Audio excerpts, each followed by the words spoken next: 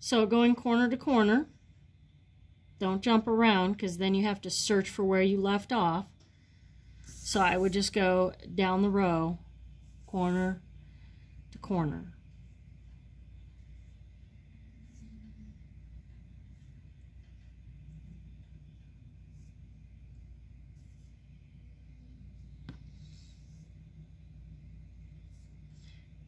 Diagonally, corner to corner.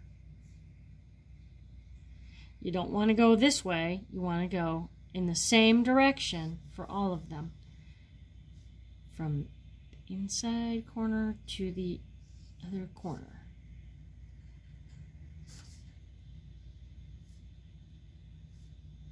Okay, so I'm going to finish this up. And I'm just going to cover that mistake so that you can kind of see how they're all kind of going in the same direction from corner to corner. And if you're not going to a corner, if you're making the mistake of going from like the side to the side, that's not going to look right. Okay?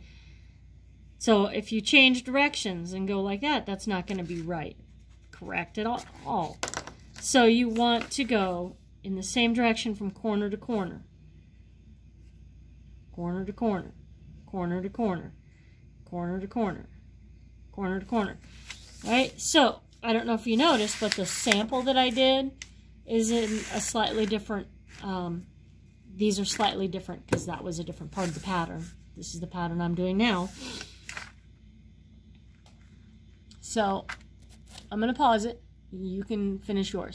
Okay, so the shading is what really makes this pattern pop. You need to decide what side you're going to shade. Now, you could shade this side or this side, but once you make your decision, then you're going to want each one to be the same.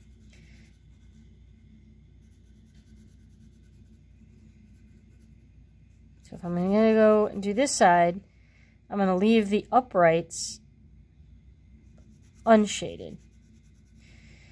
And again, you shouldn't jump around because you don't want to have to hunt for where you left off.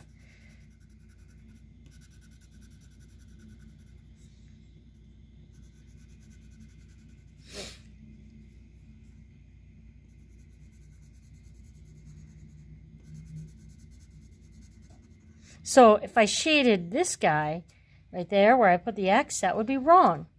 You want to be consistent with it so the pattern makes sense.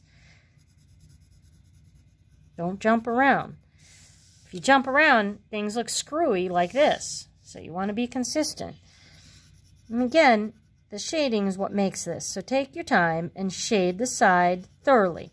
Not all scribble-scrabbly, but you got to use a pencil for this because if you use it marker, it's not going to work. You have to use marker for the first parts, and then for the final shading part, which this is, you need to switch to pencil. And if you do it all scribble-scrabbly, oh my goodness, look, I skipped. So this is what happens when you skip around. You got to go and find where you left off. It's kind of a pain. Oh, look at that. I just saw another one. Boop. It's kind of a pain to have to go back and make corrections, swapping back and forth. So it's best that you just do it methodically. Now I'm going to go ahead and finish my shading.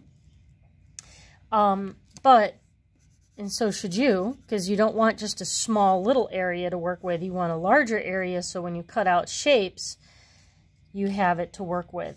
But it should look something like this when you are done.